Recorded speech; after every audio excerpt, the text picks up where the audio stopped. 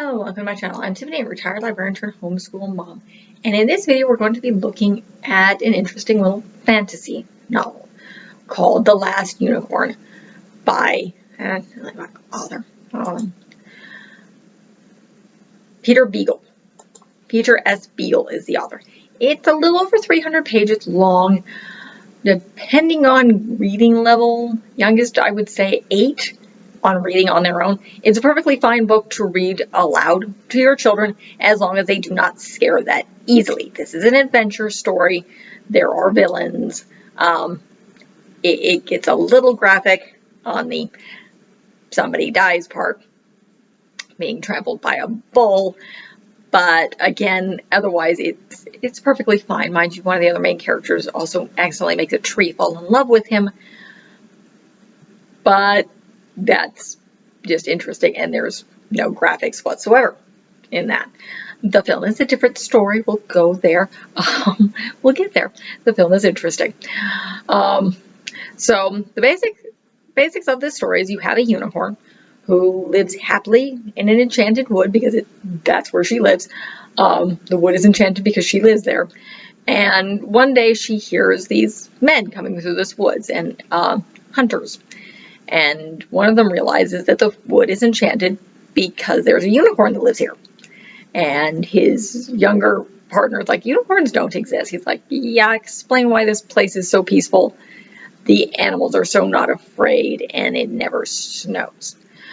So they decide to leave, and the older man shouts out to the unicorn, assuming she can hear him, and warns her that she may be the only one of her kind left.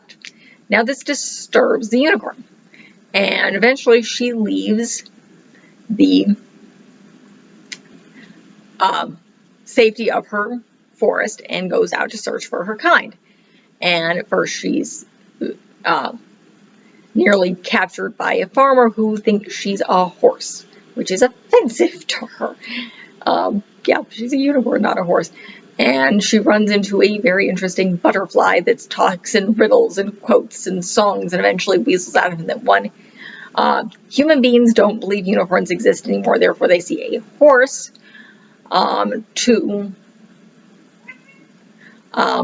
Sorry, cat's meowing, which periodically sound like my toddler. But the other thing that she figures out, weasels out of this butterfly, is that her people have been herded toward the sea by this creature by the name of the Red Bull. So she travels along. Eventually she's captured by this witch-like hag by the name of Mommy Fortuna, who runs a very interesting little carnival. She uses illusion magic to make ordinary creatures look extraordinary. She has a spider that she claims to be Arachne. I believe there's a snake that has some sort of mythology where it's really, really large and possibly a dragon, and a lion that looks like a chimera. And then the only other actual magical creature there, which is a harpy, which is a half woman, I believe, half vulture, and very, very deadly. But that's a real thing. So basically, Nanny Fortuna sees a horse, not a unicorn, and basically casts a spell to make the unicorn look like an actual unicorn to people, and locks her up. So, along with Mammy Fortuna and her hunchback henchman, there is a young wizard by the name of Smedrick. Well, Smedrick sees what the unicorn is, and eventually, after, screwing up with magic, to release the unicorn, he uses the keys and gets around. She really just releases everybody, including the harpy, who is going to basically tries to attack her. She kind of chases her off, and then goes after Mommy Fortuna, and she and Smedrick walk off. And Smedrick's like, basically one of the things I remember, it's like, he says run, she's like, no, never run from immortal creatures. It attracts their attention. Walk calmly away. So that is what they do. And he travels with her until they reach a town where he earns some money being, well, not necessarily magical, more of a jester. But then on their way out of town, they're attacked by bandits, and they're brought to a bandit camp. And eventually the unicorn has run away. Smedrick is brought to the bandit camp. So he's tied up. They take his money. They don't know quite what to do with him. They're very, very poor. And then he eventually uses magic to create an illusion of Robin Hood and his men, and a lot of the other guys run off because they think it's real. So, and then the head of the bandit camp ties Smedrick to a tree and then leaves. And Smedrick tries to escape and it accidentally makes the tree fall in love with him. Not a good thing. And the unicorn shows up and rescues him, and the unicorn is spotted by Molly, who's the wife of the head of the bandit groups. And she'd been wishing for a unicorn and to come rescue her, and since she was a maiden, she's kind of mad, and then she joins them on their way. They've figured out that they need to go to this King Haggard, who supposedly is connected to the Red Bull, and they need to rescue the rest of the unicorns. So they arrive at Hagsgate, which is the town that is ruled by Haggard, and find out that he had this castle built. He didn't pay this woman. She cursed him, and then the town wouldn't help, so she cursed them. So as long as Haggard was prosperous, so was the town. But that one day a child would be born that would become his heir and destroy things, essentially. And then this man reveals that he found a baby once being protected by cats from the winter storm, and he chased them off, hoping the child would die. The child is picked up by Haggard and made his heir and called Prince Lear. Now Haggard is stingy, really stingy. So his men at arms are like old men, and he kind of do some of the work himself. So they come to the castle and Haggard, and Smedrick convinces, no, mentally, backtrack here. They're approached by the Red Bull. The Red Bull shows up, and Smedrick turns the unicorn into a human. And all of a sudden, she's mortal, and she feels the body rotting around her. Yes, those are quotes from the book. She's not happy. Molly's ticked off.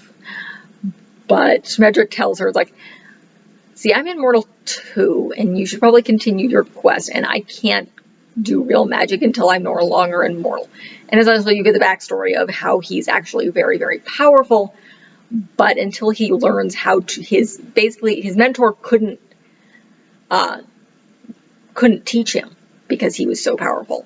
So he cast a spell on him that he was ageless until he could learn how to control his power. So they go to Haggard. Smedrick calls the unicorn his niece, Lady Arimathea, in order to basically try to figure out where the Red Bull is, and he convinces them to take him on as his magician. And the magician had heard of Smedrick and thinks he's a loser. And Haggard's like, you're a good magician, you're not making me happy. Go away. So when I take this not go so good magician, maybe it will make me happy. So, yeah, because Haggard's miserable. And eventually Lear starts falling in love with the unicorn, and he can't do anything to please her. Eventually, I think Molly tells him, why don't you just get to know her? Eventually they figured out where through talking to a talking cat, how to get to the lair of the Red Bull, because by this time Haggard had revealed to Lady Arimathea, aka Unicorn, that he'd had his Red Bull chase all of her kinsfolk into the sea because they're the only thing that make him happy, and they're stuck in the ocean because the Red Bull won't let them stand on land. No, it makes no sense, but it's fantasy. So, moving on. They get into the cave. Smedrick's able to transfer the unicorn back into a unicorn. Lear is there as well. He tries to protect her. He's trampled by the bull. The unicorn gets pissed off because she'd been falling in love with him, and she still feels that. chases the Red Bull into the sea, heals Lear. Her people are free. They go home.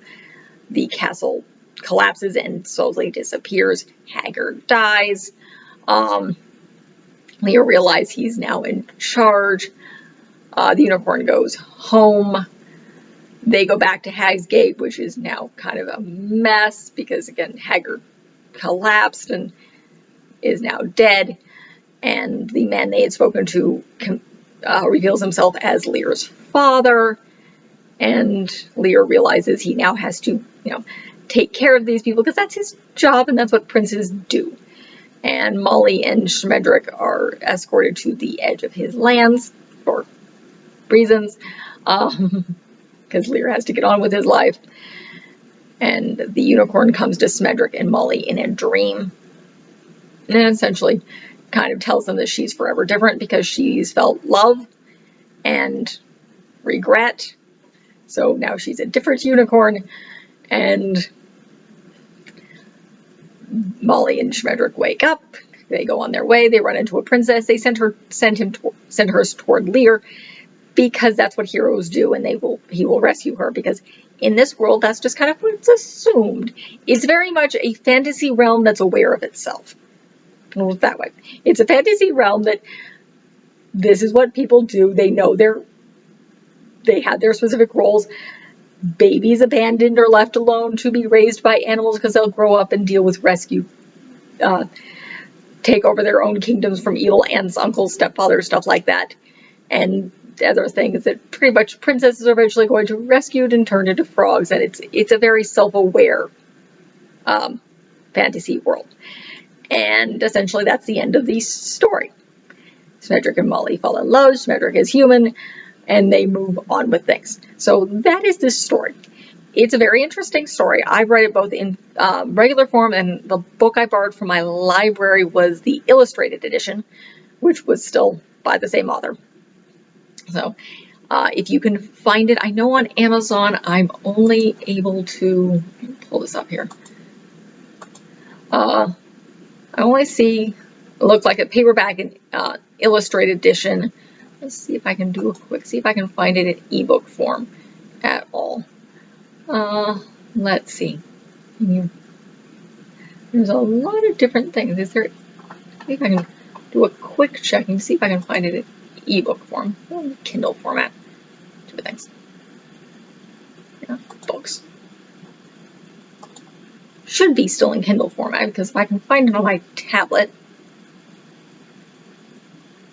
There's a lost version here. Paperback. Yes, there is in fact should be able to find a Kindle version.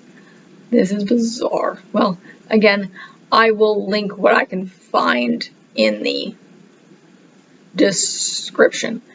You can definitely read it in ebook or physical book form. It's a chapter book. Again, I found an illustrated edition. This is what my library had. So definitely a good read aloud book and a great fantasy book. Again, Lear is in fact trampled. You have the Red Bull and everything, and Haggard is kind of nasty, but otherwise, beyond that, it's still a decent fantasy story. It's about, I think, looks like the paperback's a little over 300 pages, so depending on your child's reading level, it would definitely be interesting, and their interest level particularly, it's a very good fantasy book. So, fantastic read. The illustrated edition that I found was really interesting.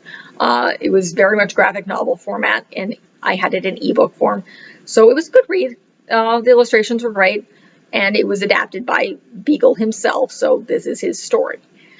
And there's not much else to say about this. I will definitely review the film, which is, again, very, very good and very close to the book.